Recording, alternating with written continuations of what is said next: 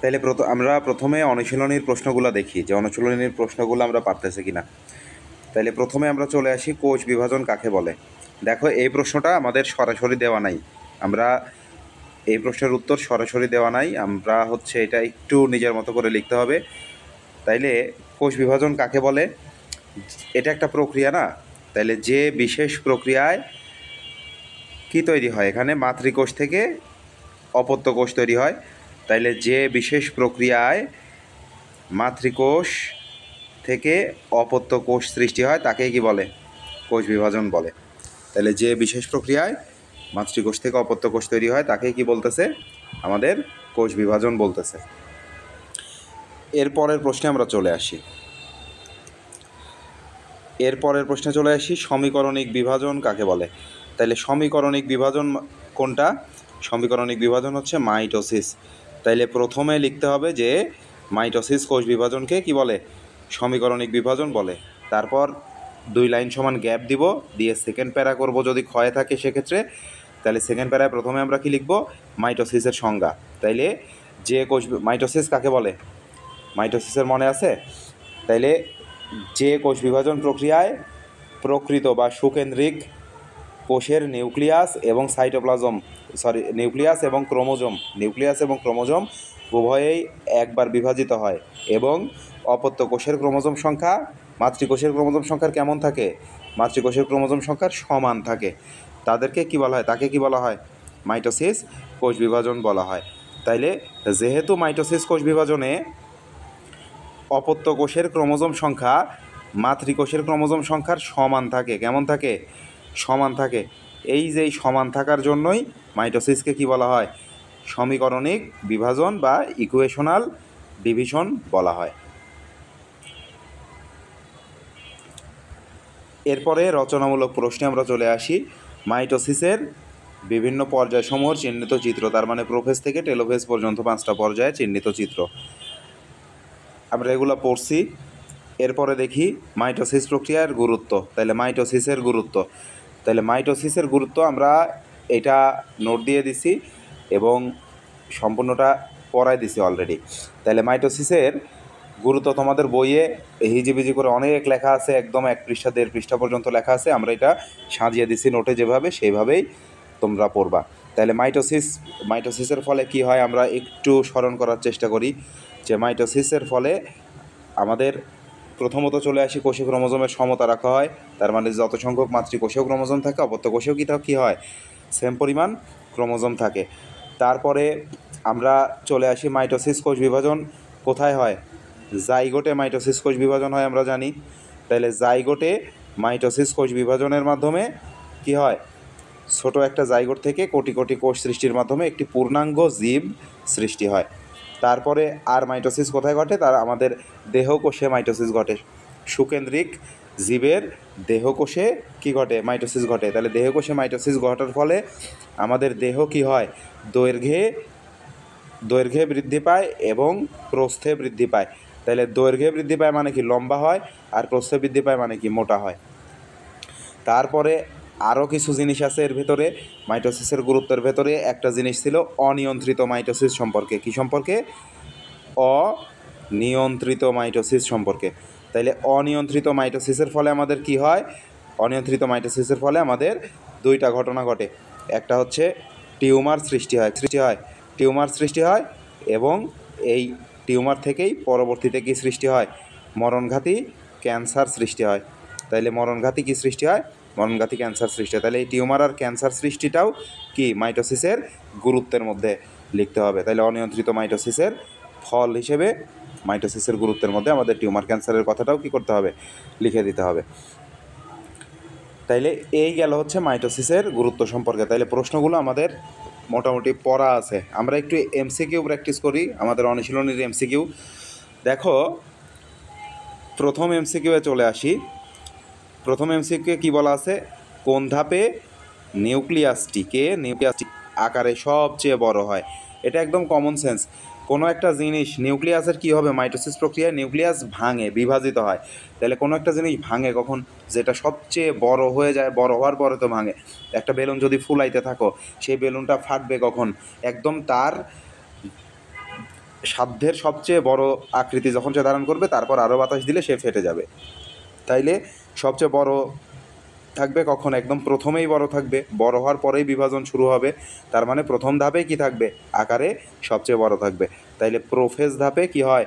Nucleus আকারে সবচেয়ে বড় থাকে। প্রোফেজের একদম বইয়ে প্রথম লাইনে লেখা আছে এবং আমরাও পড়ে ফেলছি এগুলা। এরপরে আমরা চলে আসি মিওসিসের কারণে কোষে, তার মানে মিওসিসের কারণে কোষে কি ঘটে। প্রথমে আমরা দেখি 1 নম্বরে লেখা আছে কি? ক্রোমোজোম সংখ্যার পরিবর্তন ঘটে। তাইলে মনে করো তো, ক্রোমোজোম সংখ্যার মিওসিসে পরিবর্তন ঘটে নাকি ঘটে না? তাইলে মিওসিস প্রক্রিয়ায় আমরা জানি অপত্য কোষের ক্রোমোজোম সংখ্যা মাতৃকোষের কেমন হয়ে যায়? অর্ধেক হয়ে যায়। কেমন হয়ে যায়? অর্ধেক হয়ে যায়। তাইলে অর্ধেক হওয়া মানে কি? কমে যাওয়া। তাহলে কমে যাওয়া মানে কি? পরিবর্তন হওয়া, তাই না? তার মানে মিওসিস প্রক্রিয়ায় কোষের ক্রোমোজোম সংখ্যার পরিবর্তন ঘটে, এইটা হচ্ছে সঠিক। এরপরেরটাতে দেখি আমরা। তাইলে হ্যাপ্লয়েড সংখ্যক গ্যামেট তৈরি হয়। গ্যামেট মানে কি? শুক্রাণু আর ডিম্বাণু। তাইলে আমরা জানি শুক্রাণুর ক্রোমোজোম সংখ্যাও এন থাকে, ডিম্বাণুর ক্রোমোজোম সংখ্যাও এন থাকে। ওইদিকে মাতৃকোষের শুক্রাণু এবং ডিম্বাণু যে মাতৃকোষ থেকে সৃষ্টি হয়, সেই মাতৃকোষের ক্রোমোজোম সংখ্যা কেমন থাকে? মাতৃকোষের ক্রোমোজোম সংখ্যা ডিপ্লয়েড থাকে, 2n থাকে। বাট গ্যামেট সৃষ্টি হইলে সেগুলো কেমন হয়ে যায়? অর্ধেক হয়ে যায়, এই জন্য এটা হ্যাপ্লয়েড হয়ে যায়। তার মানে কি? গ্যামেটগুলো কী ধরনের? হ্যাপ্লয়েড ধরনের।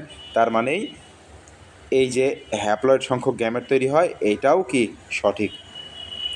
তারপরে কি? গুণাগুণের স্থিতিশীলতা বজায় থাকে। তাইলে আমরা জানি ক্রোমোজোমের সমতা রক্ষা করে। ক্রোমোজোমের সমতা রক্ষার মাধ্যমে কি করে? গুণাগুণের স্থিতিশীলতাও বজায় রাখে। যদি এটা না হইতো, তাইলে মানুষ থেকে দেখা যাচ্ছে ক্রোমোজোম পরিবর্তন হইতে হইতে অন্য কোনো জীব সৃষ্টি হইতো, মানুষ প্রজাতিই কী হয়ে যাইতো? বিলুপ্ত হয়ে যেত। মানুষের কোনো গুণাগুণ সেই প্রাণীর ভেতরে থাকতো না। তার মানে গুণাগুণের স্থিতিশীলতাও বজায় রাখে কে? আমাদের মিওসিস কোষ বিভাজন। তার মানে এখানে আমরা দেখতেছি 3টাই সঠিক। তার মানে উত্তর হবে কোনটা? উত্তর হবে হচ্ছে ঘ। এরপর আমরা চলে আসি এ চিত্রের কোষ বিভাজনে। চিত্রটা আমরা একটু দেখি। তাইলে চিত্র এ আর চিত্র বি। চিত্র এতে লক্ষ্য করো, মাতৃকোষ কয়টা আছে? একটা আছে। একটা কোষ থেকে কয়টা অপত্য কোষ তৈরি হয়েছে? 2টা অপত্য কোষ তৈরি হয়েছে। আবার চিত্র 2-এ লক্ষ্য করো, চিত্র বি-এ লক্ষ্য করো, মাতৃকোষ একটা আছে। একটা মাতৃকোষ থেকে অপত্য কোষ কয়টা তৈরি হয়েছে? 4টা তৈরি হয়েছে। তার মানে কি? চিত্র এ কি নির্দেশ করতেছে আর চিত্র বি কি নির্দেশ করতেছে? তাইলে একটা মাতৃকোষ থেকে 2টা অপত্য কোষ তৈরি হয় কোন কোষ বিভাজন প্রক্রিয়ায়? মাইটোসিস কোষ বিভাজন প্রক্রিয়ায়। তার মানে চিত্র এ কি নির্দেশ করে?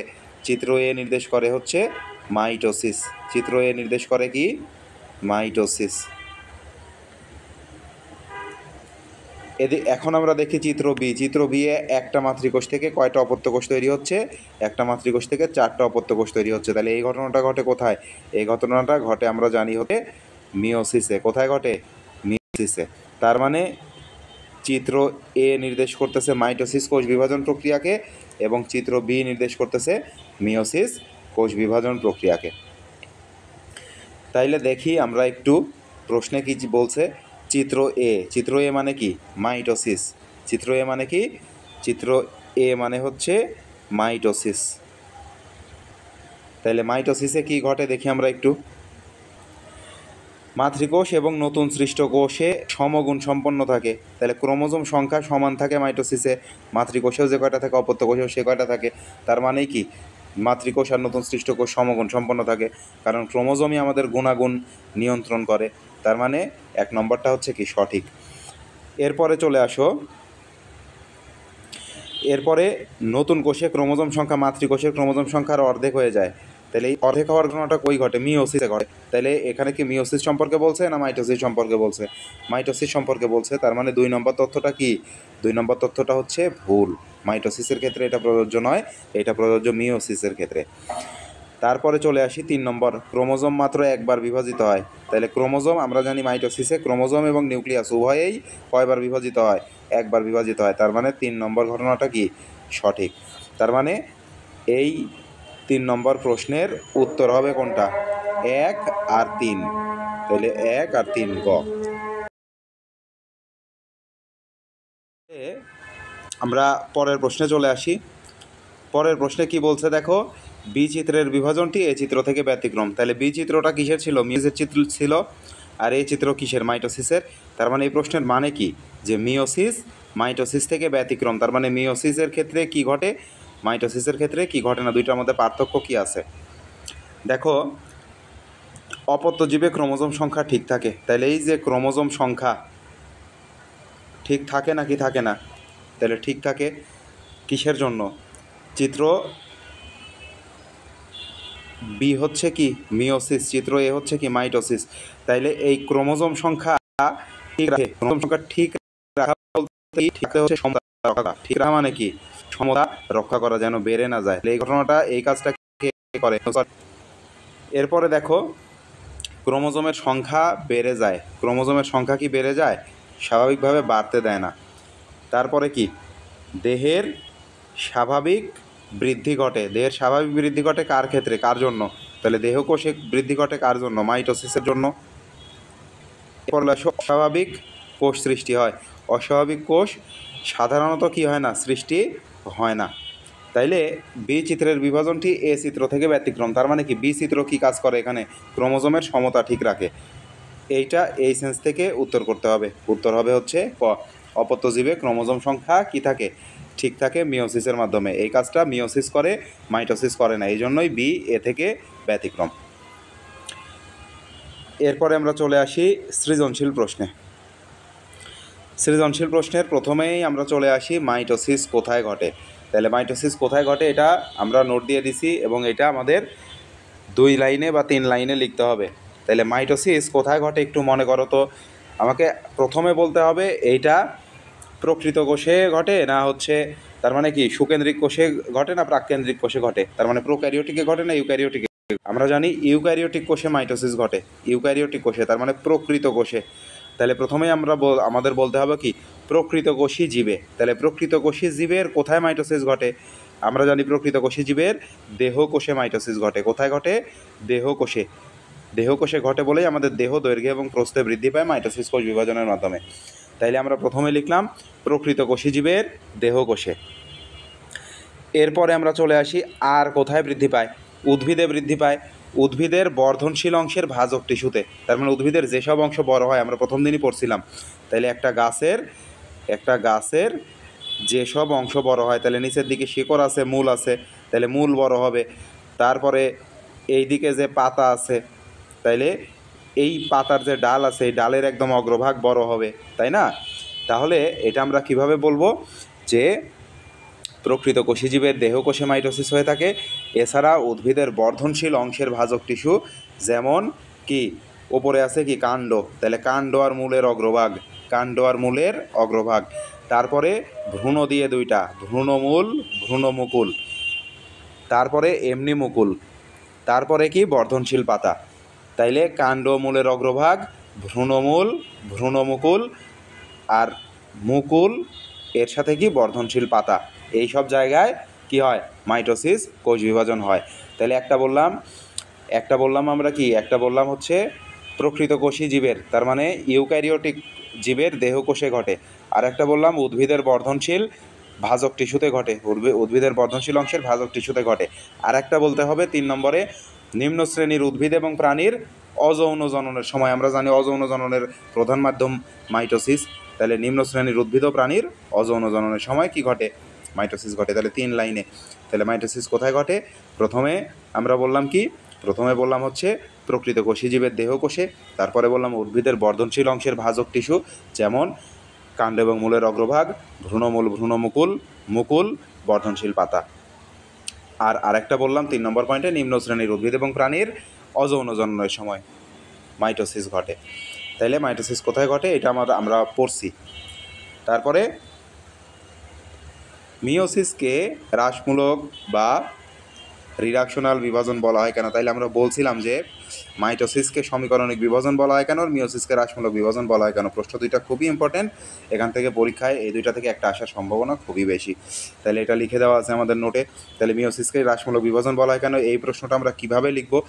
প্রথম ধাপে কি করতে হবে? এখানে জ্ঞানমূলক কি, হ্রাসমূলক বিভাজন বলা হয় কেন? কারণটা হচ্ছে জ্ঞানমূলক। তাহলে কারণ যদি জ্ঞানমূলক হিসেবে দাও, প্রথম লাইনে আমাদের কি লিখতে হবে? প্রথম লাইনে লিখতে হবে যে মিওসিস কোষ বিভাজন প্রক্রিয়ায় অপত্য কোষের ক্রোমোজোম সংখ্যা কমে মাতৃকোষের অর্ধেক হয়ে যায় জন্য মিওসিসকে কি বলে? হ্রাসমূলক বিভাজন বলে। তারপরে 2 লাইন সমান গ্যাপ দিতে হবে, গ্যাপ দিয়ে সেকেন্ড প্যারা। তাহলে সেকেন্ড প্যারার প্রথমেই আমরা কি লিখব? মিওসিসের সংজ্ঞা লিখব। মিওসিস কাকে বলে? তাহলে যে কোষ বিভাজন প্রক্রিয়ায় মাতৃকোষের কি হয়? মাতৃকোষের নিউক্লিয়াস একবার কিন্তু নিউক্লিয়াস পরপর 2 বার, কিন্তু ক্রোমোজোম কয়বার? ক্রোমোজোম শুধুমাত্র একবার। তার মানে নিউক্লিয়াস পরপর 2 বার এবং ক্রোমোজোম একবার মাত্র বিভাজিত হয়। তাইলে বিভাজিত হয়ে একটা মাতৃকোষ থেকে, মিওসিসে একটা মাতৃকোষ থেকে কয়টা অপত্য কোষ তৈরি হয়? 4টা অপত্য কোষ তৈরি হয়। তাইলে এবং একটি মাতৃকোষ থেকে 4টা অপত্য কোষ তৈরি হয়। তার মানে এই অপত্য কোষদের ক্রোমোজোম সংখ্যা মাতৃকোষের ক্রোমোজোম সংখ্যার কেমন থাকে? অর্ধেক থাকে। অর্ধেক হয়ে যায়, সেই প্রক্রিয়াকে কি বলে? মিওসিস বলে। তাহলে মিওসিস কোষ বিভাজন প্রক্রিয়ায় আমরা দেখি যে অপত্য কোষের ক্রোমোজোম সংখ্যা কমে যায়, কমে মাতৃকোষে যে সংখ্যক থাকে তার অর্ধেক হয়ে যায়। তাহলে মানুষের ক্ষেত্রে প্রত্যেকটা কোষে ক্রোমোজোম থাকে 46টি। তাইলে মানুষের শুক্রাশয়ে এবং ডিম্বাশয়ে, শুক্রাণু এবং ডিম্বাণু তৈরির সময় এখানে মিওসিস কোষ বিভাজন প্রক্রিয়ায় শুক্রাণু তৈরি হবে। শুক্রাণুর ভেতরে কয়টা করে ক্রোমোজোম আসবে? অর্ধেক আসবে। তাহলে 23টি করে ক্রোমোজোম আসবে। কয়টা করে ক্রোমোজোম আসবে? 23টি। আবার ডিম্বাণুতেও কতটি করে ক্রোমোজোম আসবে? 23টি করে। তাহলে এই যে অর্ধেক সংখ্যক ক্রোমোজোম অপত্য কোষে তৈরি হচ্ছে, তার মানে ক্রোমোজোম সংখ্যা অর্ধেক হয়ে যাচ্ছে বা কমে যাচ্ছে, এই জন্যই মিওসিসকে কি বলা হয়? হ্রাসমূলক বিভাজন বলা হয়। যদি পারো মানুষের ক্রোমোজোমের উদাহরণটা দিয়ে দিবা, তাইলে উত্তরটা সুন্দর হবে। তারপরে আমরা চলে আসি ঘয়ে। গ নম্বরে কি বলা আছে? উদ্দীপকের বি ধাপটিতে। তাহলে বি ধাপটি কি আগে আমাদের জানতে হবে। বি ধাপটিতে কী ধরনের পরিবর্তন ঘটে ব্যাখ্যা করো। তাহলে বি ধাপ কি দেখি। ধাপ এতে নিউক্লিয়াসটা বড় আছে, তার মানে কি? এটা প্রোফেজ। আর ধাপ বি মানে কি? নিউক্লিয়াস 2 ভাগে ভাগ হয়ে গেছে, নিউক্লিয়াস হয়ে গেছে। এই ঘটনাটা ঘটে কোন ধাপে? সর্বশেষ ধাপে, মাইটোসিসের সর্বশেষ ধাপে। তার মানে সর্বশেষ ধাপটা কি ছিল মাইটোসিসের? সর্বশেষ ধাপটা ছিল হচ্ছে টেলোফেজ। সর্বশেষ ধাপ কি? সর্বশেষ ধাপ হচ্ছে টেলোফেজ। তাইলে এই টেলোফেজ ধাপে কি কি ঘটে? এই ঘটনাগুলো আমাদের কি করতে হবে? চিত্রসহ ব্যাখ্যা করতে হবে। দেখো এই প্রশ্নে কিন্তু কোনো চিত্র চায় নাই, কিন্তু এই প্রশ্নে আমাদের চিত্র দিতেই হবে। বায়োলজিতে মনে রাখবে, যে প্রশ্নে বইয়ে চিত্র দেওয়া আছে যে টপিক্সে, সেই টপিক্সে অবশ্যই আমাদের কি করতে হবে? চিত্র দিতে হবে। তাইলে বিধাপের প্রথমে আমরা জ্ঞানমূলক লিখতে হবে। তাইলে জ্ঞানমূলক কি? উদ্দীপকের বিধাপটি মূলত কাকে নির্দেশ করে? মাইটোসিস কোষ বিভাজনের সর্বশেষ ধাপ টেলোফেজকে নির্দেশ করে। তাহলে কিভাবে লিখলাম? উদ্দীপকে উল্লেখিত বিধাপটি মূলত মাইটোসিস কোষ বিভাজনের সর্বশেষ ধাপ টেলোফেজকে নির্দেশ করে। এটুকু লিখতে পারলে 1 মার্ক। তারপরে 2 লাইন সমান ফাঁকা দিবা, দিয়ে সেকেন্ড প্যারায় আসবা। তাহলে গ নাম্বার যেহেতু 3টা প্যারায় আমাদের লিখতে হবে, তাহলে সেকেন্ড প্যারায় আসবা, এসে টেলোফেজে কী কী পরিবর্তন ঘটে। তাহলে হাফ সেকেন্ড প্যারায় লিখবা পরিবর্তনগুলো, হাফ আবার আরও নিচে যে থার্ড প্যারা লিখবা, এইভাবে। ঠিক আছে? তাইলে আমরা একটু দেখি যে মনে করার চেষ্টা করি যে টেলোফেজে কী কী ঘটনা ঘটে। তাইলে টেলোফেজ মাইটোসিসের কততম পর্যায়? শেষ পর্যায়ে। তাহলে প্রথমে আমরা লিখব টেলোফেজ মাইটোসিসের শেষ পর্যায়। তারপরে আমরা জানি যে প্রোফেজে যে ঘটনাগুলো ঘটেছিল, টেলোফেজে এসে সেই ঘটনাগুলো বিপরীতভাবে ঘটে। তাইলে এই পর্যায়ে কি হয়? ক্রোমোজোমগুলো দেখো কেমন হয়ে গেছে। ক্রোমোজোমগুলো সরু এবং লম্বা হয়ে যায়। তারপরে হচ্ছে এই যে নিউক্লিয়ার মেমব্রেন আসছে এবং নিউক্লিওলাস আসছে, তার মানে নিউক্লিয়ার মেমব্রেন এবং নিউক্লিওলাসের পুনরাবির্ভাব ঘটে। তারপরে স্পিন্ডল যন্ত্রগুলো কি হয়ে গেছে? ডট ডট দিয়ে দেখাইছে, তার মানে স্পিন্ডল যন্ত্র বিলুপ্ত হয়ে যায়, তাই না? তাহলে স্পিন্ডল যন্ত্র বিলুপ্ত হয়ে যায়। তারপরে এখানে কি ঘটে? এটা কি উদ্ভিদ কোষ না প্রাণী কোষ? লম্বা করে আঁকছে, তার মানে কি উদ্ভিদ কোষ। তাইলে উদ্ভিদ কোষ এই পর্যায়ে কিভাবে বিভাজিত হয়? ওই যে সাইটোপ্লাজমীয় অঙ্গাণু এসে এর বিষুবীয় অঞ্চলে জমা কি করে? কোষ প্লেট। এই যে বরাবর একটা কোষ প্লেট গঠন করবে। তারপর কোষ প্লেট বরাবর কোষটি ভেঙে ওপরে একটা পূর্ণাঙ্গ কোষ, নিচে একটা পূর্ণাঙ্গ কোষ তৈরি করে। তাইলে এভাবে এই পর্যায়ের মাধ্যমে একটা মাতৃকোষ থেকে কয়টা অপত্য কোষ তৈরি হয়? 2টা অপত্য কোষ তৈরি হয়। তাহলে টেলোফেজ ধাপে যা যা ঘটে, তাহলে এই ঘটনাগুলো 2টা প্যারায় লিখবা, তাহলেই গ নম্বরে কী হয়ে যাবে আমাদের? 3টা প্যারা হয়ে যাবে। এরপর আমরা চলে আসি ঘ নম্বর।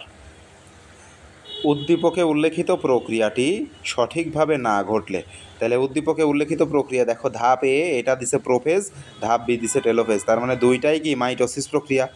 তাইলে উদ্দীপকে মূলত কোন প্রক্রিয়া দেখাইছে? মাইটোসিস প্রক্রিয়া দেখাইছে। তাইলে উদ্দীপকে উল্লেখিত প্রক্রিয়াটি সঠিকভাবে না ঘটলে, তার মানে কি মাইটোসিস সঠিকভাবে না ঘটলে জীবে কি সমস্যা হইতে পারে? তাইলে কি জীবে কী সমস্যা হবে? টিউমার সৃষ্টি হবে আর ক্যান্সার সৃষ্টি হবে। এই টিউমার আর ক্যান্সার সৃষ্টির নোট যেটা দেওয়া আছে ওইখান থেকে অ্যান্সার। তাইলে এটার, তাইলে মাইটোসিসের গুরুত্বের মধ্যে লেখা আছে। তার মানে এই প্রশ্ন আর মাইটোসিসের গুরুত্বের প্রশ্ন একই প্রশ্ন, একই কথা। মাইটোসিসের গুরুত্ব আসলেও যা লিখতে হবে, এই প্রশ্নেও কি লিখতে হবে? তাই লিখতে হবে। তাইলে এই প্রশ্নটা আমরা কিভাবে লিখবো দেখো, প্রথমে কি জ্ঞানমূলক লিখতে হবে। তাইলে প্রথমে কি বলতে হবে? উদ্দীপকে উল্লিখিত প্রক্রিয়াটা কি সেটা আগে লিখতে হবে। তাহলে প্রথম লাইনে আমরা লিখবো উদ্দীপকে উল্লিখিত ধাপ এ হচ্ছে মাইটোসিসের প্রোফেজ এবং ধাপ বি হচ্ছে মাইটোসিসের টেলোফেজ। তাহলে প্রোফেজ এবং টেলোফেজ মিলে মূলত উদ্দীপকের মাধ্যমে মাইটোসিস কোষ বিভাজন প্রক্রিয়াটি নির্দেশ করে। এক প্যারা হয়ে গেল। তারপরে 2 লাইন সমান ফাঁকা দিবা, দিয়া সেকেন্ড প্যারা লিখবা। তাহলে সেকেন্ড প্যারা কি লিখবা? যে আমাদের এই মাইটোসিস প্রক্রিয়াটি সঠিকভাবে না ঘটলে, অর্থাৎ সঠিকভাবে না ঘটাকে কি বলা হয়? সঠিকভাবে না ঘটলে সেখানে কি হবে? অনিয়ন্ত্রিত মাইটোসিস হবে। কি হবে? অনিয়ন্ত্রিত মাইটোসিস হবে। তাইলে অনিয়ন্ত্রিত মাইটোসিস কোষ বিভাজন হবে, ফলে সেখানে কি হবে? টিউমার এবং ক্যান্সার কোষ সৃষ্টি হবে। এবং এই জায়গাটার মধ্যেই আমাদের কি দিয়ে দিতে হবে? ওই যে হিউম্যান প্যাপিলোমা ভাইরাস, HPV আমরা বলছিলাম, হিউম্যান প্যাপিলোমা ভাইরাস মেয়েদের জরায়ুতে যে ক্যান্সার সৃষ্টি করে, সেই ব্যাখ্যাটাও এর মধ্যে কি করে দিতে হবে? দিয়ে দিতে হবে। তাহলে 4টা প্যারা করে ঘ নাম্বার লিখে ফেলতে হবে।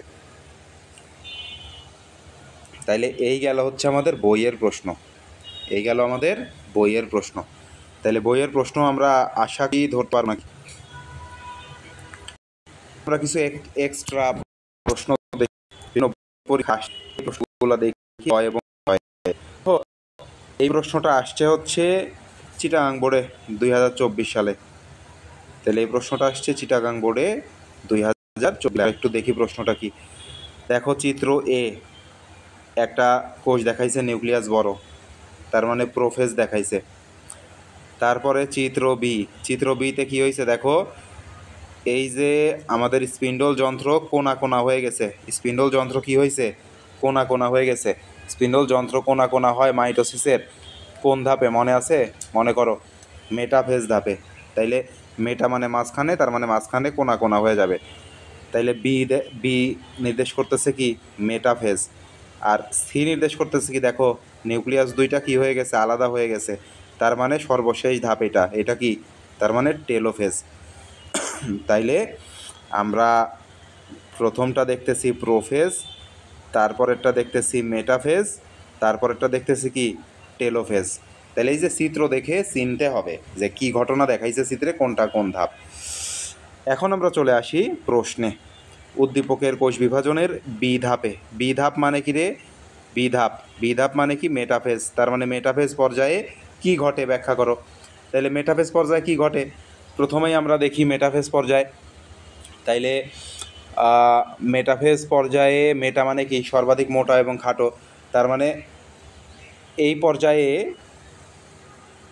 মেটা মানে মাঝখানে একটা, আর একটা মেটা থেকে মোটা আর খাটো, 2টা তথ্য মনে রাখবো আমরা। তাইলে এই পর্যায়ে ক্রোমোজোমগুলো কি হবে? বিষুবীয় অঞ্চলে এসে অবস্থান নেবে। তার মানে কি? বিষুবীয় অঞ্চল মানে কি? এই যে এরকম ছিল স্পিন্ডল যন্ত্রটা, এই পর্যায়ে এসে কেমন হয়ে যায়? এরকম হয়ে যায়। এবং ক্রোমোজোমগুলো কি হয়? বিষুবীয় অঞ্চলে এসে অবস্থান নেয়। বিষুবীয় অঞ্চল মানে কি? এই মাঝ বরাবর, মাঝ বরাবর কোনাকুনি বরাবর এসে অবস্থান নেয়। তাইলে তাদের সেন্ট্রোমিয়ার, সেন্ট্রোমিয়ার কই থাকে? বিষুবীয় অঞ্চলে থাকে। আর বাহুগুলা কি থাকে? মেরুমুখী হয়ে অবস্থান করে। তাইলে এ পর্যায়ে ক্রোমোজোমগুলো বিষুবীয় অঞ্চলে অবস্থান করে এবং এ সময় সেন্ট্রোমিয়ার বিষুবীয় অঞ্চলে এবং বাহুগুলো মেরুমুখী হয়ে অবস্থান করে। এবং এ পর্যায়ে মেটা মানে কি? মোটা। তার মানে কি? এ পর্যায়ে ক্রোমোজোমগুলো সর্বাধিক কি হয়? খাটো এবং মোটা হয়। আর এই পর্যায়ে ক্রোমাটিডগুলো পরস্পর থেকে বিচ্ছিন্ন হতে থাকে। তার মানে এই বাহুগুলো, এই যে বাহু আঁকছি আমরা, এই যে একটা বাহু, এই যে একটা বাহু, এই বাহুগুলো পরস্পর থেকে কী হইতে থাকে? বিচ্ছিন্ন হইতে থাকে। তার মানে দূরে সরে যেতে থাকে, দূরে সরে যেতে থাকে। এবং এই পর্যায়ের শেষের দিকে সেন্ট্রোমিয়ারও, এই বাহুর যেহেতু সেন্ট্রোমিয়ারের ওপর টান লাগে, এই যে এখানে সেন্ট্রোমিয়ার আছে, এই বাহুগুলো যদি এদিকে সরে যায়, এদিকে সরে যেতে থাকে, তাইলে কী হবে? সেন্ট্রোমিয়ারের ওপরে সে টান পড়বে, তখন সেন্ট্রোমিয়ারও মাঝ বরাবর কী হইতে থাকে? ভাঙা শুরু হয়। তার মানে বিভাজন শুরু হয়। তার মানে এই পর্যায়ে শেষে সেন্ট্রোমিয়ারের বিভাজন শুরু হয়। তাইলে টেলোফেজ আমরা পড়তেছিলাম হচ্ছে মেটাফেজ। তাহলে বি ধাপটা ছিল মেটাফেজ। মেটাফেজে আমাদের ক্রোমোজোমগুলো সব বিষুবীয় অঞ্চলে অবস্থান করে। ক্রোমোজোমগুলো সর্বাধিক খাটো এবং মোটা হয়। ক্রোমাটিড দুইটা পরস্পর থেকে বিচ্ছিন্ন হতে থাকে এবং এই পর্যায়ে শেষে এসে সেন্ট্রোমিয়ারের বিভাজন শুরু হয়। আর এই এখানে দেখো নিউক্লিওলাস কি আছে? নিউক্লিওলাস এবং নিউক্লিয়ার মেমব্রেন বিলুপ্ত ঘটতে থাকে, সম্পূর্ণ বিলুপ্তি ঘটে। তাহলে এই পর্যায়ে নিউক্লিওলাস এবং নিউক্লিয়ার মেমব্রেনের সম্পূর্ণ বিলুপ্তি ঘটে। তাহলে 5টা পয়েন্ট আমাদের মেটাফেজ সম্পর্কে দিতে হবে। প্রথমে ক্রোমোজোমগুলো সব, তাহলে 5টা পয়েন্ট কী কী পয়েন্ট আমরা একটু আর একবার বলি। 1 নম্বর পয়েন্ট, ক্রোমোজোমগুলো বিষুবীয় অঞ্চলে অবস্থান করে। 2 নম্বর পয়েন্ট, ক্রোমোজোমগুলো সর্বাধিক খাটো এবং মোটা হয়। আচ্ছা, 1 নম্বর পয়েন্ট আর একটু লিখতে হবে। 1 নম্বর পয়েন্ট, ক্রোমোজোমগুলো বিষুবীয় অঞ্চলে অবস্থান করে, এ সময় তাদের সেন্ট্রোমিয়ার বিষুবীয় অঞ্চলে এবং বাহুগুলো মেরুমুখী হয়ে অবস্থান করে। তারপরে 2 নম্বর পয়েন্ট, ক্রোমোজোমগুলো সর্বাধিক খাটো ও মোটা হয়। তারপর আমরা 3 নম্বর পয়েন্টে কী লিখব? যে ক্রোমাটিড দুইটি পরস্পর হতে বিচ্ছিন্ন হতে শুরু করে। 4 নম্বর পয়েন্ট, এ পর্যায়ের শেষ দিকে সেন্ট্রোমিয়ারের বিভাজন শুরু হয়। 5 নম্বর পয়েন্ট, নিউক্লিয়ার মেমব্রেন এবং নিউক্লিওলাস সম্পূর্ণভাবে বিলুপ্ত হয়। তাহলে 5টা পয়েন্ট লিখলে আর চিত্রটা আঁকলেই আমাদের উদ্দীপকের কোষ বিভাজনের বি ধাপটা শেষ। তাহলে এই প্রথমে কী লিখতে হয়? জ্ঞানমূলক লিখতে হয়। তাহলে প্রথম লাইনে কি লিখে নিতে হবে? উদ্দীপকের কোষ বিভাজনের বি ধাপটি মূলত মাইটোসিস কোষ বিভাজনের মেটাফেজ ধাপ। তারপর লিখতে হবে যে মেটাফেজ ধাপে যে সকল পরিবর্তন সংঘটিত হয় বা যে সকল ঘটনা ঘটে সেগুলো নিম্নরূপ। তাহলে কয়েকটা ঘটনা লিখতে হবে। 5টার মধ্যে মনে করো 2টা লিখবা, তারপরে চিত্র আঁকবা, তারপরে বাকি 3টা লিখবা, কাজ শেষ।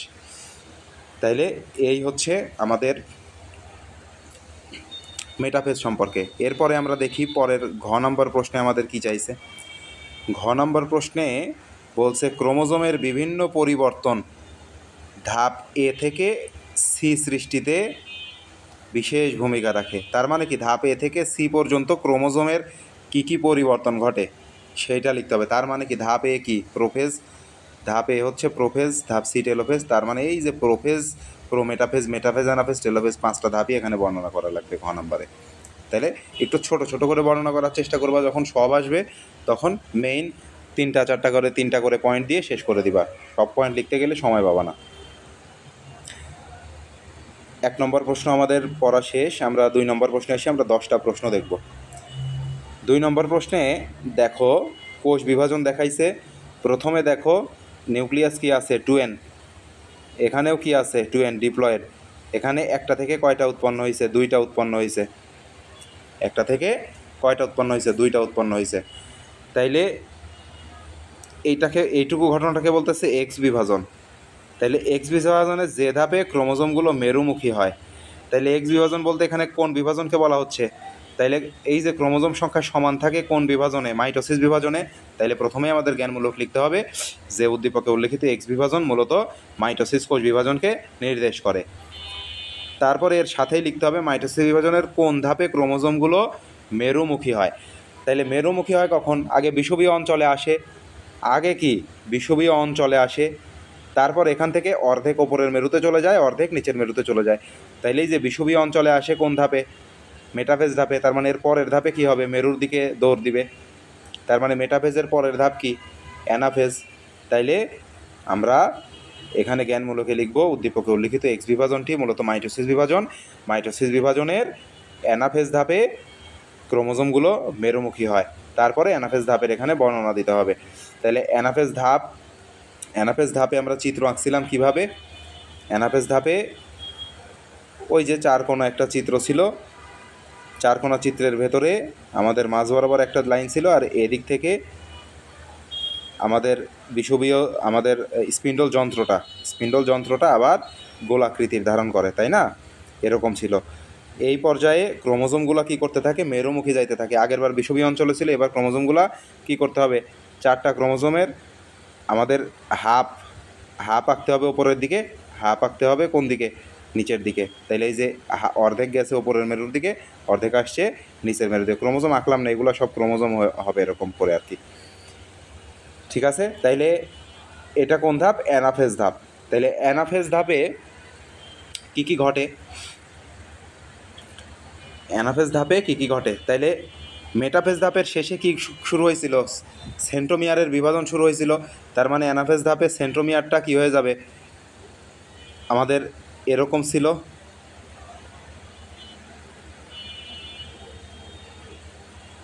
এরকম ছিল। তাইলে এই পর্যায়ে আমাদের সেন্ট্রোমিয়ারটা কী হয়ে যাবে, সেন্ট্রোমিয়ারেরও বিভাজন শুরু হয়েছে। তার মানে লম্বালম্বিভাবে ভাগ হয়ে এই পাশ থেকে একটা ক্রোমোজোম তৈরি করবে, এই পাশ থেকে একটা ক্রোমোজোম তৈরি করবে। তাহলে নতুন যে ক্রোমোজোম সৃষ্টি হবে এগুলোকে বলা হবে কি, অপত্য ক্রোমোজোম। তার মানে সেন্ট্রোমিয়ার বিভাজিত হয়ে এখানে কি হবে, অপত্য ক্রোমোজোম তৈরি হবে। তাহলে প্রথম ধাপে কি হবে, যে সেন্ট্রোমিয়ার দুভাগে ভাগ হয়ে যায় এবং ক্রোমাটিড দুইটি আলাদা হয়ে পড়ে। প্রত্যেকটা ক্রোমাটিডকে এই অবস্থায় কি বলে, অপত্য ক্রোমোজোম বলে। তাইলে প্রত্যেকটা অপত্য ক্রোমোজোমে কয়টা করে সেন্ট্রোমিয়ার আছে, এই অপত্য ক্রোমোজোমেও একটা সেন্ট্রোমিয়ার আছে, এই অপত্য ক্রোমোজোমেও একটা সেন্ট্রোমিয়ার আছে। এরপর এই অপত্য ক্রোমোজোমগুলো কোন দিকে দৌড় শুরু করবে, দুই মেরুর দিকে, অর্ধেক ওপরের মেরুর দিকে, অর্ধেক নিচের মেরুর দিকে দৌড় শুরু করবে। যখন অর্ধেক ওপরের মেরুর দিকে এবং অর্ধেক নিচের মেরুর দিকে যাবে তখন এদেরকে সেন্ট্রোমিয়ারের অবস্থান অনুযায়ী দেখতে ভি, এল, জে অথবা আই আকৃতির দেখাবে। ভি আকৃতির দেখাবে যখন, তখন সেটাকে বলা হবে মেটাসেন্ট্রিক। এল আকৃতির যখন দেখাবে সাবমেটাসেন্ট্রিক। জে আকৃতির টেলোসেন্ট্রিক, জে আকৃতির অ্যাক্রোসেন্ট্রিক, আর আই আকৃতির কি, টেলোসেন্ট্রিক। তাহলে এই ঘটনাটাই হচ্ছে কি আমাদের অ্যানাফেজ ধাপ। ওকে, এরপরের প্রশ্নে আমরা চলে আসি। এরপরের প্রশ্ন, জীবের ক্রোমোজোম সংখ্যা সমতা রক্ষায় ওয়াই বিভাজনের গুরুত্ব। তাইলে প্রথমে কি আমার ওয়াই বিভাজন কি, এটা আমাদের জ্ঞানমূলক। তাইলে ওয়াই বিভাজনে দেখো, মাতৃকোষ থেকে যে অপত্য কোষ তৈরি হচ্ছে, অপত্য কোষগুলা কী ধরনের, হ্যাপ্লয়েড। মাতৃকোষে কয়টা আমার ছিল, ক্রোমোজোম ছিল 2n সংখ্যক, আর অপত্য কোষে কয়টা হয়ে গেছে, n হয়ে গেছে, অর্ধেক হয়ে গেছে। তার মানে এই ওয়াই ধাপে ওয়াই বিভাজন মূলত কি হয়ে যায়, ক্রোমোজোম সংখ্যা অর্ধেক হয়ে যায়। অর্ধেক হয়ে যায় মানে কি, মিওসিস বিভাজন। তাইলে এই ওয়াই যে মিওসিস বিভাজন, এইটাই কি জ্ঞানমূলক। তাইলে জীবের ক্রোমোজোম সংখ্যার সমতা রক্ষায় ওয়াই বিভাজন অর্থাৎ মিওসিস বিভাজনের গুরুত্ব নিম্নরূপ। তাইলে এই যে মিওসিস বিভাজন উল্লেখ করা, এটার জন্যই কি 1 মার্ক পাবা। এরপরে গ্যাপ দিয়ে 2 লাইন সমান গ্যাপ দিয়ে সেকেন্ড প্যারা, তারপরে কিছু দূর লিখে আবার আরেক লাইন গ্যাপ দিয়ে থার্ড প্যারা লিখবা। এইভাবে ঘ নাম্বারে ছোট ছোট করে 4টা প্যারা তৈরি করবা। তাইলে এই প্রশ্নের উত্তরও আমাদের কি করা আছে, শিটে দিয়ে দেওয়া আছে যে মিওসিস কীভাবে ক্রোমোজোমের সমতা রক্ষা করে। গত ক্লাসেই আমরা যে লাইভ ক্লাসটা দিছি ফেসবুকে, সেখানেই এটা পড়িয়ে দেওয়া আছে এবং ওই শিটেই আছে এটা উত্তর। তারপরে আমরা দেখি পরের প্রশ্ন। তাইলে আমাদের 1 নম্বর প্রশ্ন শেষ, 2 নম্বর প্রশ্নও শেষ। এরপরে আসি আমরা 3 নম্বর প্রশ্ন। 3 নম্বর প্রশ্নে দেখি যে কি বলে, উদ্দীপকটি লক্ষ্য করে প্রশ্নগুলোর উত্তর দাও। চিটাগাং বোর্ড 2024-এ আসছে। দেখো, জবা গাছের কচি কাণ্ড, প্রথমে চলে আসি কচি কাণ্ড এবং পরাগধানী কোষ বিভাজনের মধ্যে ভিন্নতা দেখা যায়। তাহলে জবা ফুলের কচি কাণ্ডে কোন কোষ বিভাজন ঘটে, আমরা এখনই দেখলাম উদ্ভিদের বর্ধনশীল অংশে কী ঘটে, মাইটোসিস ঘটে। তাইলে আমাদের প্রথমে জ্ঞানমূলক লিখতে হবে কি, যে জবা ফুলের কচি কাণ্ডে কোন কোষ বিভাজন ঘটে, মাইটোসিস। আর পরাগধানীর ভেতরে, তাইলে আমরা জানি যে সপুষ্পক উদ্ভিদের ডিপে মিওসিস হয়। তাইলে ডিতে ডিম্বক আর পতে পরাগধানী। তাইলে পরাগধানীতে কি হয়, মিওসিস হয়। এখন আমরা প্রশ্ন দেখি, উল্লেখিত প্রথম অংশের কোষ বিভাজনটির তৃতীয় পর্যায় চিত্রসহ ব্যাখ্যা করো। তাইলে প্রথম অংশের কোষ বিভাজন কোনটা, এটুকু লিখলেই 1 মার্ক, এটাই জ্ঞানমূলক। তাইলে লিখতে হবে, উল্লেখিত প্রথম অংশের কোষ বিভাজনটি মূলত জবা ফুলের কচি কাণ্ডে মাইটোসিস কোষ বিভাজন হয়, এই মাইটোসিস কোষ বিভাজনকে নির্দেশ করে।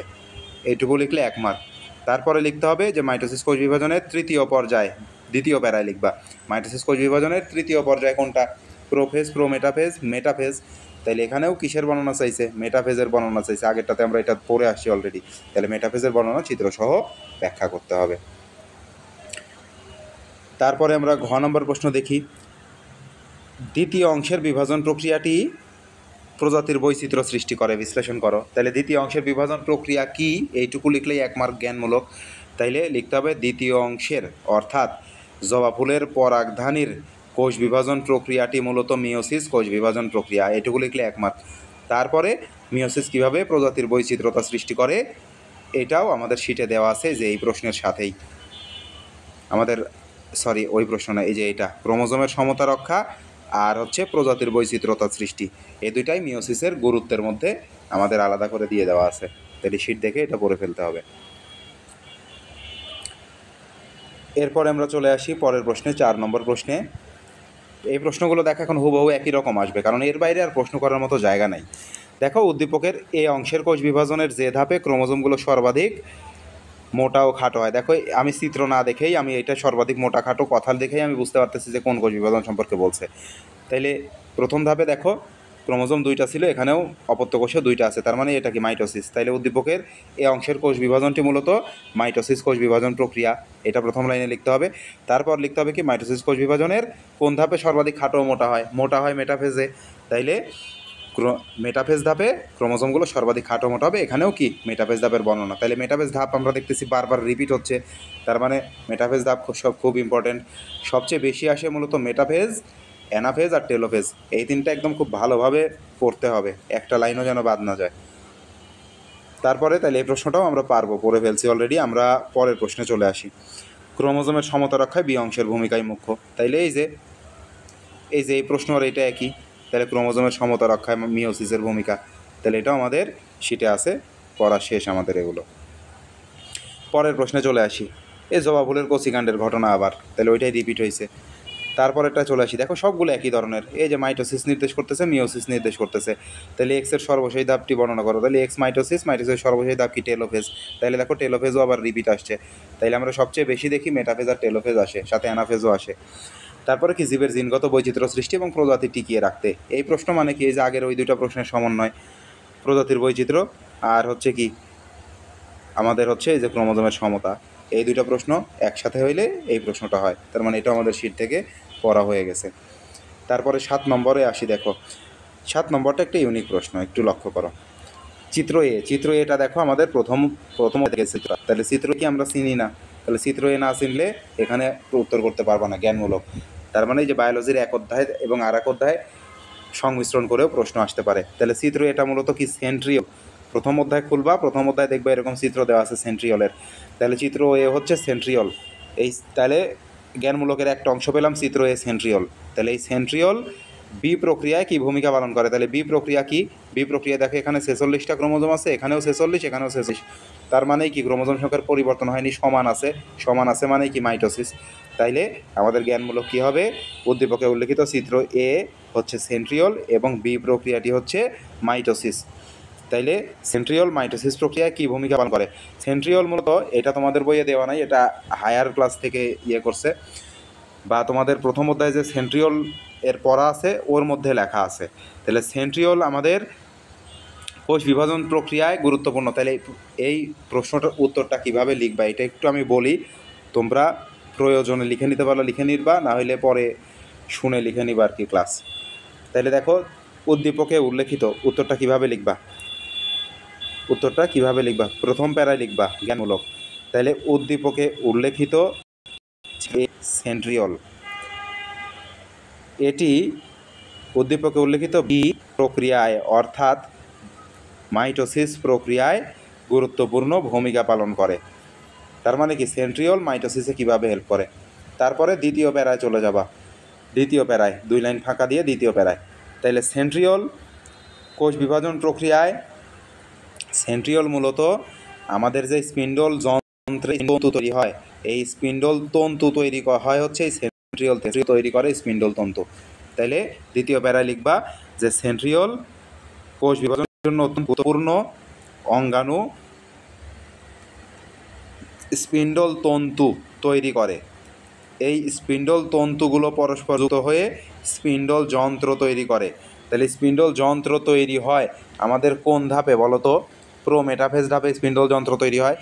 তার মানে কি এখানে একটু প্রোমেটাফেজ ধাপের বর্ণনাটা দিয়ে দিতে হবে। তাইলে প্রোমেটাফেজ ধাপে সেন্ট্রিওল স্পিন্ডল যন্ত্র তৈরি, স্পিন্ডল তন্তু তৈরি করে এবং স্পিন্ডল তন্তুর সমন্বয়ে স্পিন্ডল যন্ত্র গঠিত হয়। তারপরে স্পিন্ডল যন্ত্রের একটু ব্যাখ্যা দিয়ে দিতে হবে। স্পিন্ডল যন্ত্রের ব্যাখ্যা কেমন? স্পিন্ডল যন্ত্রের দুইটি মেরু এবং মাঝখানের প্রসারিত অঞ্চল থাকে। প্রসারিত অঞ্চলকে ইকুয়েটর বা বিষুবীয় অঞ্চল থাকে। স্পিন্ডল তন্তুর সাথে ক্রোমোজোমের সেন্ট্রোমিয়ার সংযুক্ত থাকতে পারে অথবা সংযুক্ত নাও থাকতে পারে। যে তন্তুর সাথে সেন্ট্রোমিয়ার সংযুক্ত থাকবে তাকে ট্র্যাকশন ফাইবার বা আকর্ষণ তন্তু বা ক্রোমোজোমাল তন্তু বলা হয়। আর যে তন্তুগুলোর সাথে সেন্ট্রিওল সংযুক্ত থাকবে না তাদেরকে কি বলা হয়? এমনিতেই স্পিন্ডল তন্তু বলা হয়। এই তো, তাইলে সেন্ট্রিওল কি হেল্প করলো বুঝতে পারছো? এবং এখানে স্পিন্ডল যন্ত্র এঁকে স্পিন্ডল যন্ত্র তার একটু ব্যাখ্যা দিয়ে দিতে হবে। তারপরে চলে আসো পরের প্রশ্নে। চিত্র বি প্রক্রিয়াটি অনিয়ন্ত্রিত হলে, তার মানে অনিয়ন্ত্রিত হলে কি ঘটে? হ্যাঁ, কিছু বলছো? কেউ কিছু বললা? বলছিলাম 7 নম্বর প্রশ্নটা আমাদের আছে। 7 নম্বর প্রশ্ন আমাদের গাইডেরও 7 নম্বর প্রশ্নই আছে। আচ্ছা আচ্ছা আচ্ছা আচ্ছা আচ্ছা থাকলে আছে, সমস্যা নাই তো। তার মানে প্রশ্নগুলোর ব্যাপার হচ্ছে কি, প্রশ্নগুলো আমরা দেখে ধরতে পারতেছি কি না। তুমি গাইডে উত্তর না পড়ে উদ্দীপক ধরতে পারতেছো কি না, এটা হচ্ছে সবচেয়ে ইম্পর্ট্যান্ট। কারণ আমরা যেভাবে লেখার প্যাটার্ন বলে দিচ্ছি এই প্যাটার্নে গাইডে কখনোই দেওয়া থাকে না। গাইডে থাকে ঢালাওভাবে দেওয়া, প্যারা করে দেওয়া থাকে না। কিন্তু সৃজনশীলে মার্ক পাইতে হইলে অবশ্যই প্যারা করে লিখতে হবে। ক নম্বরে 1 প্যারায়, খ নম্বরে 2 প্যারায়, গ নম্বরে 3 প্যারায়, ঘ নম্বরে 4 প্যারায়, ছোটো ছোটো করে প্যারা প্যারা করেই লিখতে হবে। তাইলে মার্ক পাওয়ার সম্ভাবনাটা, তার মানে বেশি মার্কের সম্ভাবনাটা বেশি থাকে আর কি।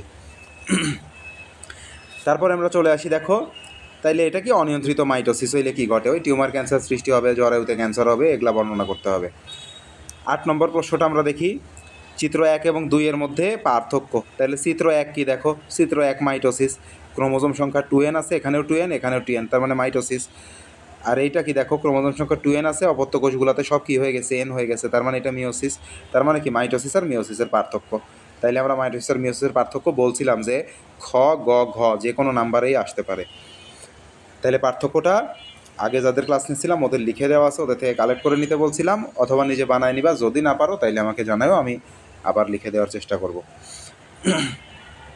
তারপরে দেখো চিত্র 2, প্রজাতির মধ্যে বৈচিত্র্য সৃষ্টিতে গুরুত্বপূর্ণ ভূমিকা পালন করে, বিশ্লেষণ করো। তাহলে চিত্র 2 কি? মিওসিস। এইটুকু লিখলেই 1 মার্ক। যে চিত্র 2 এ উল্লেখিত প্রক্রিয়াটি হচ্ছে মিওসিস, কোষ বিভাজন প্রক্রিয়া, 1 মার্ক পাইলা। পরের প্যারাতে চলে গেলা। পরের প্যারাতে কি? যে মিওসিস কোষ বিভাজন প্রক্রিয়া একই প্রজাতির মধ্যে বিভিন্ন সদস্যদের মধ্যে বৈচিত্র্য সৃষ্টিতে গুরুত্বপূর্ণ ভূমিকা পালন করে।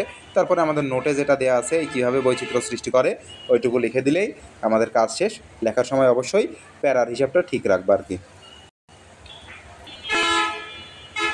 ক্লোজ করে ফেললাম কেন? ওকে, এরপরে আমরা চলে আসি এরপরের প্রশ্ন, লাস্ট 9 নম্বর প্রশ্ন আর কি। এগুলো একটু ক্লিয়ার করে দিই আমি। 9 নম্বর প্রশ্নে চলে আসি। 9 নম্বর প্রশ্ন দেখো, পি সমান দিয়ে কি লিখছে? যে ক্রোমোজোম সংখ্যা সমান থাকে। তার মানে কি পি একটা প্রক্রিয়া, যেই প্রক্রিয়ায় ক্রোমোজোম সংখ্যা সমান থাকে। তাইলে কোন কোষ বিভাজন প্রক্রিয়া ক্রোমোজোম সংখ্যা সমান থাকে? মাইটোসিসে। তার মানে পি হচ্ছে মাইটোসিস নির্দেশ করে। আর কিউ এ কি? ক্রোমোজোম সংখ্যা অর্ধেক হয়ে যায়। অর্ধেক হয়ে যায় মানে কি? কিউ হচ্ছে কোন প্রক্রিয়া নির্দেশ করে? মিওসিস প্রক্রিয়া নির্দেশ করে, তাই না? এটুকু আমাদের হচ্ছে জ্ঞানমূলক। তাইলে পি বিভাজনে ক্যারিওকাইনেসিস ধাপের চিত্র অঙ্কন করো। দেখো এটা খুবই ট্রিকি একটা প্রশ্ন, দেখি তোমরা কেউ ধরতে পারো কিনা। আমাকে একটু মাইক্রোফোন অন করে বলো তো যে এখানে আসলে কী চাচ্ছে এই প্রশ্নটাতে। গ নম্বর প্রশ্ন কেউ ধরতে পারো কিনা বলো, মাইক্রোফোন অন করো। গ নম্বর প্রশ্ন দেখো, পি বিভাজনে ক্যারিওকাইনেসিস ধাপের চিত্র। তার মানে ক্যারিওকাইনেসিস ধাপের বর্ণনা কি চাচ্ছে আসলে এখানে? ক্যারিওকাইনেসিসের কি আমরা কোনো বর্ণনা পড়ছি? কি সবাই চুপ কেন? আচ্ছা আমি একটু বলি। দেখো ক্যারিওকাইনেসিস মানে কি রে?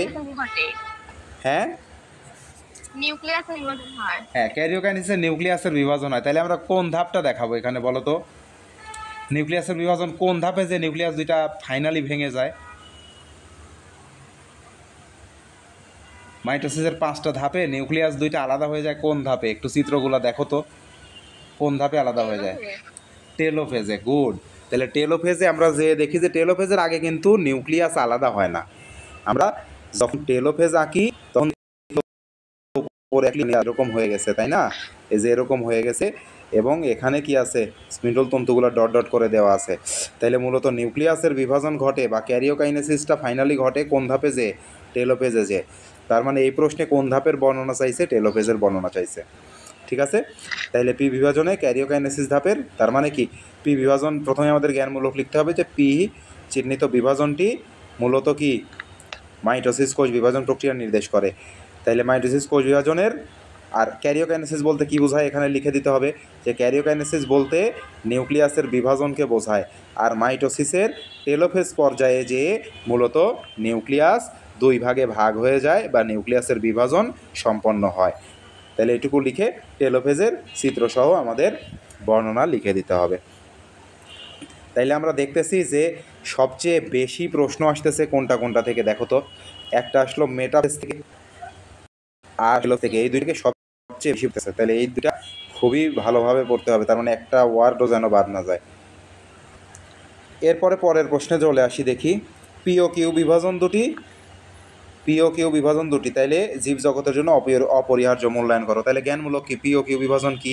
তাহলে প্রথম লাইন লিখতে হবে পি বিভাজনটি মূলত মাইটোসিস এবং কিউ বিভাজনটি মূলত মিওসিস। তাহলে মাইটোসিস এবং মিওসিস বিভাজন জীবের জন্য অপরিহার্য। এইটুকু লিখে মাইটোসিসের গুরুত্ব সামান্য লিখতে হবে, পরের প্যারায় মিওসিসের গুরুত্ব লিখতে হবে, তাইলেই শেষ। তাইলে আমরা লাস্ট প্রশ্নটা একটু দেখি, 10 নম্বর প্রশ্ন। ওই একই ঘটনা দেখো, এখানে 46 থেকে 46 তার মানে মাইটোসিস নির্দেশ করতেছে, এখানে 46 থেকে হাফ হয়ে করছে। তাহলে চিত্র পি মিওসিস, চিত্র কিউ মাইটোসিস। কিউ চিহ্নিত অংশের কোষ বিভাজনের শেষ ধাপটি বর্ণনা করো। শেষ ধাপ মানে কি? টেলোফেজ বর্ণনা করো। তারপরে ঘ নম্বরে কি বলছে? উদ্দীপকে উল্লেখিত প্রক্রিয়া দুটি সঠিকভাবে না ঘটলে জীবদেহে কী কী সমস্যা হবে। তাইলে প্রথমে কি বলতে হবে জ্ঞানমূলকে? যে উদ্দীপকে উল্লেখিত প্রক্রিয়া দুইটি মূলত অর্থাৎ পি চিহ্নিত প্রক্রিয়াটি কি? মিওসিস এবং কিউ চিহ্নিত প্রক্রিয়াটি মাইটোসিস। তাহলে মাইটোসিস না ঘটলে কি ঘটবে? মাইটোসিস না হইলে কি ঘটবে বা সঠিকভাবে না ঘটলে কীভাবে? অনিয়ন্ত্রিত মাইটোসিস হবে, টিউমার ক্যান্সার সৃষ্টি হবে, তারপরে আমাদের জরায়ুতে ক্যান্সার হবে, এগুলো লিখতে হবে। তারপরে মিওসিস প্রক্রিয়া না ঘটলে বা সঠিকভাবে না ঘটলে কি ঘটবে? ওই যে ক্রোমোজোমের সমতা রক্ষা হবে না, বৈচিত্র্য সৃষ্টি হবে না, প্রজাতির বিলুপ্ত হবে। এই ঘটনাগুলো আমাদের নোটে যেগুলো পড়াইছি সেখান থেকে লিখতে হবে। তাইলে আমরা প্রশ্ন অ্যানালাইসিস আমাদের মোটামুটি তৃতীয় অধ্যায়ের শেষ। এছাড়া ক খয়ের জন্য গ ঘয়ের জন্য আমাদের লাস্ট ক্লাসের নোটে যে প্রশ্নগুলো দিয়ে দিছি ওই প্রশ্নগুলোর বাইরে কোনো প্রশ্ন নাই। 2-1টা প্রশ্ন একটু ট্রিক দিয়ে আসবে, এগুলো আমাদের চিত্র দেখে বা উদ্দীপকে যে তথ্য থাকবে এই তথ্যগুলো দেখে বুঝতে হবে যে কোনটা কী চাচ্ছে। উদ্দীপক ধরতে পারলে আমরা আশা করি প্রশ্নগুলো উত্তর করতে পারবো। তাহলে উদ্দীপক ধরতে হইলে তোমাদের যে গাইড আছে গাইডে প্রশ্নগুলো প্র্যাকটিস করতে হবে। কিভাবে প্র্যাকটিস করবা? গাইডে তো নিচে উত্তর দেওয়া আছে, আগেই উত্তরে চোখ দিবা না, উত্তর হাত দিয়ে ঢেকে রাখবা, রেখে আগে উদ্দীপকটা ভালো করে পড়বা, আগেই প্রশ্নে যাবা না, আগে উদ্দীপক ভালো করে পড়বা, তারপরে প্রশ্ন পড়বা, প্রশ্ন পড়ে জ্ঞানমূলক বের করে নিবা, ধরে নিবা যে কী চাচ্ছে, তারপরে নিজে নিজে চিন্তা করবা যে এটার উত্তর তুমি কিভাবে লিখবা। যদি চিন্তা করে ভুলে যাও, মনে আসতেছে না বাট মনে হচ্ছে পারবো, আমার পড়ার মধ্যে আছে, তখন তোমার নোটটা বের করবা, নোট বের করে নোট থেকে দেখে নিবা যে উত্তরটা কিভাবে লিখতে হবে। তারপরে প্রয়োজনে গাইডে একবার রিডিং দিয়ে দিবা। তবে আগেই গাইডমুখী হবা না, গাইডে গেলে কি তোমার বোঝার সেন্সটা নষ্ট হয়ে যাবে। গাইডে ঢালাওভাবে পড়ে পরীক্ষাতে মার্ক কম পাওয়া যাবে এবং মনে থাকবে কম। তাইলে আমরা যে নোট দিছি সেই নোট থেকেই আশা করি সকল প্রশ্নের উত্তর ওর ভেতরেই থাকবে। এবং বইয়ে যে অংশগুলো পড়াইছি, বইয়ে যে লাইনগুলো দাগায় দেওয়া আছে, দাগানো বইয়ে যে ছবি দিছি, তাহলে সবার বই হুবহু একইভাবে দাগায় রাখতে হবে। এমসিকিউ ওই দাগানোর বাইরে, লাল দিয়ে যে বইগুলো দাগানো আছে এই দাগানোর বাইরে কোনো এমসিকিউ আসবে না। তাহলে দাগানো লাইনগুলা এমসিকিউ এর জন্য মুখস্থ করে ফেলতে হবে। আর আমাদের সিকিউ এর যে টপিকসগুলো পড়াইছি নোট এবং বই থেকে, সেগুলা বুঝে বুঝে রিভিশন দিবা, তাইলেই এই অধ্যায় থেকে কখনো ঠেকবা না ইনশাল্লাহ। কারো কোনো প্রশ্ন থাকলে বা কোনো সমস্যা থাকলে এই অধ্যায়ে জানাইতে পারো মাইক্রোফোন অন করে।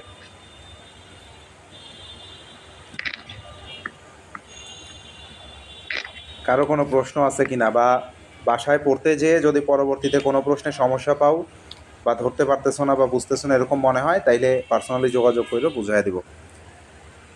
ধন্যবাদ। আজকের ক্লাস তাইলে এ পর্যন্তই থাক। আমরা প্রশ্ন অ্যানালাইসিসের ক্লাসটা শেষ করি। আল্লাহ হাফেজ।